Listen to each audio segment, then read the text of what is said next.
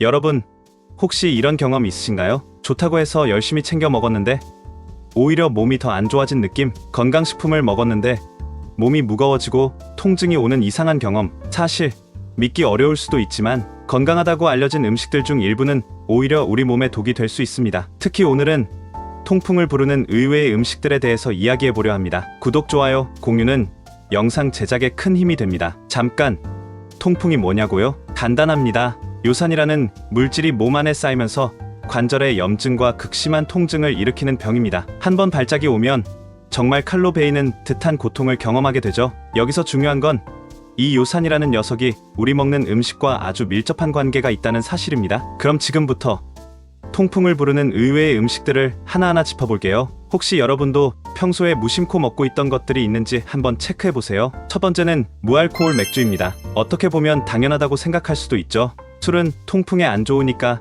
무알코올로 마신다. 하지만 문제는 무알코올이어도 맥주를 만드는 과정에서 남는 보리메가와 효모입니다. 이 효모 안에 핵산이 들어있고 이게 몸에 들어오면 퓨린으로 변합니다. 퓨린은 곧 요산으로 변하고요. 즉, 알코올이 없어도 통풍 위험은 여전히 남아있는 겁니다. 무알코올이니까 괜찮겠지 하고 매일 마시는 건 정말 위험한 습관일 수 있습니다. 여기서 질문 하나 드릴게요. 여러분은 갈증 날 때 어떤 음료를 가장 자주 찾으세요? 혹시 무알코올 맥주가 일상화되어 있었다면 오늘부터 무가당 탄산수나 허브차로 가볍게 바꿔보시는 건 어떨까요? 두 번째는 렌틸콩이나 콩고기 같은 식물성 단백질 식품입니다. 비건 식단, 건강 식단에 빠질 수 없는 재료죠. 그런데 이 콩류, 생각보다 퓨린 함량이 높습니다. 고기 대신 콩을 선택했는데 그 콩이 오히려 통풍을 부추긴다면 너무 아이러니하지 않나요? 물론 무조건 콩을 끊으라는 뜻은 아닙니다. 하지만 통풍 경력이 있거나 요산 수치가 높은 분이라면 달걀이나 저지방 치즈 같은 퓨린 함량이 낮은 단백질로 식단을 조절하는 것이 훨씬 안전합니다. 세 번째,